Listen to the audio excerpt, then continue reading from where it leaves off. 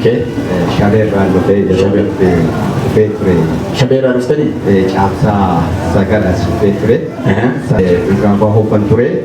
Maqaan Waaqayyoo bara baraan haa ulfaatu. Ameen. Duraan dursaa as ga'ee waldaan raajii lammii asiin jedhe jennaan eenaan jedhe tajaajilaa waldaa kanaati. As keessa jira. Jennaan sanaan booda foosoo sana kiisii koo keessa kaa'een ture nan barbaade. Jalaa bade. Kiisii yoo bade abaduu maaltus jalaa bade naan jedhe foosoo na jalaa badeen jedhe jennaan kiisii yoo bade abadu Waaqayyo si dhaga'eera. Sanaan booda dhumarraa nuuf kadhatan jechuudha. Akka argatanii hospitaala jirti? mana jirti see. Mana jirti? Mana jirti. Yeroo akka kisuutti buusaa isa fageenyi hin daangeessu hospitaala kanaa. Gaafa namni dhukkubarraa fayyee rakkinarraa gargaaramee dhugaa ba'u nama taa'ee dhaggeeffatuuf baay'ee tippidhi ifuu dhiisuu danda'a. Nama dhugaa ba'uuf dhoksaan sun rakkinni sun miidhamni sun hin galaaf bareechee ji'a tokko guutuu dhiigni dhangala'uu waan salphaa miti. Mana yaalaa Itoophiyaatti qarshii meeqa fa'aa baaftanii? Dasuu baasne. Badii meeqa fa'aa ta'a?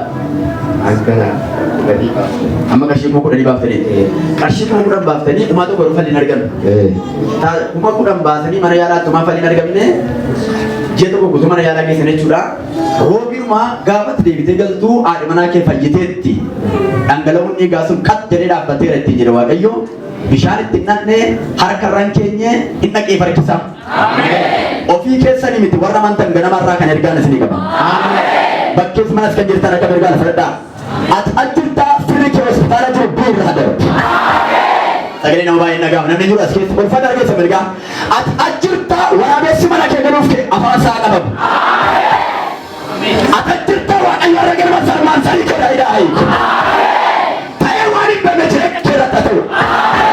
Kaaba, kibba, baha, lixa. Namnamma amanee as ta'aa jiru, namnamma amanee waaqeffachaa jiru. Yeroo asii gadi ba'u misiraachoo dhaga'u kun isaa. Yeroo asii ba'u misiraachoo alaa dhaga'u kun isaa. Meeyyatti Waaqayyo gidduu naa galeera jira. Bakka gammadde obboleetti. Ji'a tokkoof kan akkamitti dhukkubaa ture? Dhiigatu na dhangala'aa ture. Ji'a tokkoof dhiigni baay'ee na dhangala'aa ture. Yeroo asii siif kadhatamu sana akka inni sii kadhachiisuudhaaf shabeedhaa as dhufe beektaa? Maaltu sitti dhagahamaa ture gaafa roobii sana? Sa'aatii 3 hanga sa'aatii 4 na boosisa ture. Namoonni lama na gaafachuu dhufanii haasa'uu hin danda'u nan booha ture. Dhaggeeffadhaa roobii sana isaasii kadhatamuu fi sa'aatii 3 amma sa'aatii 4tti hin boosista. Inni boosisaa? Dhiigni immoo yeroo sana baay'ee na dhangala'aa ture. Yeroo sa'aatii 6 dhiigichi dhaabbatee naannoo sa'aatii 7 naaf bilbilee amma akkam jirtaa jennaan fayyee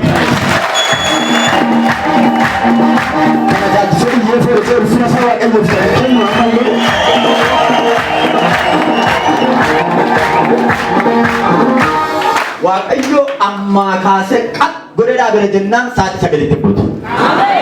Roobii ganamas roobii namti guyyaan sun roobiin sa'aatiin itti rukkuttoota kadhamu baay'een keessaa kan isin toora galtanii kan cimtan sa'aatii 6. Ammaa kaasee Waaqayyo jennaan 10tti buutu. Ammaa kaasee nan lafti baree kamisa hin ta'u. Namni mana jira jetti ulfaata tokko sirriitti dubbadha. Ammaa kaasee maqaan beektan sirriitti waan haaraan ta'u. Akka nama maraate sammuu gadi sirriitti iyyee lafa dhaabeera jiru. Ammaa kaasee diinni kee haadha usiif immoo isin waan taanu. Meeyya lafa dha haleluuyaa yaa dubbadha.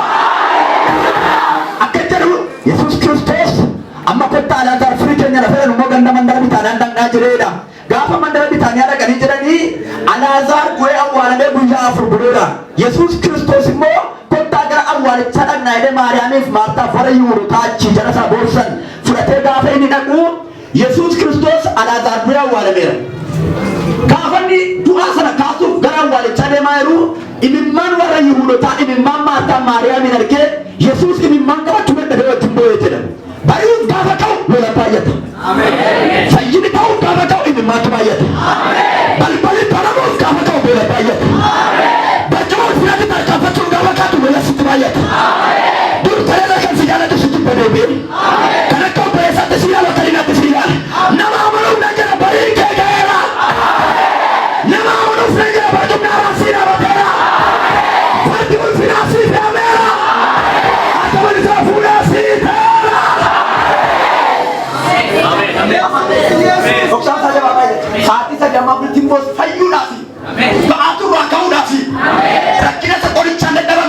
baasanii dadhabame isa mana yaalaa jijjiiranii dadhabame isa ogeessaan dadhabametu harka waaqayyo sassaabamee irraa tuudhame sirraa akka warra akka ol fudhamee jira sirraa akka warra haadha keerraa abbaa keerraa sarii keerraa baadiyyaa kenniin qorichallee kan hin arganne mana yaalaa dhaquu kan hin dandeenye liqeeffatee illee kan dhabe maallaqatti mana yaalaa dhullee kan dhabe irraa kaasera irraa akka warra sababii kenni fayyina qaqqabu warra ilmsa fedha gursa jarka eessa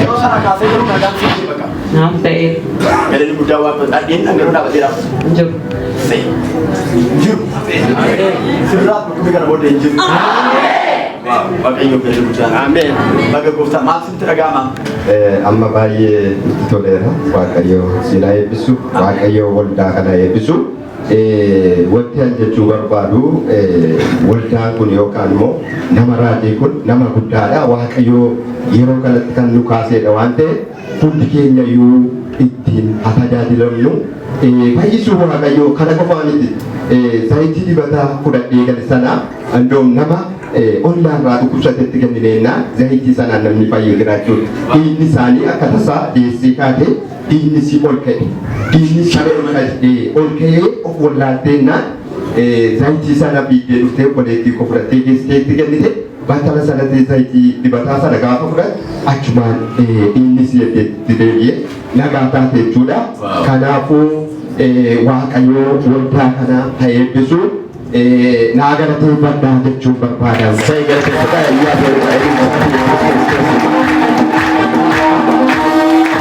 maal jettu shabeera Barsiisaadha.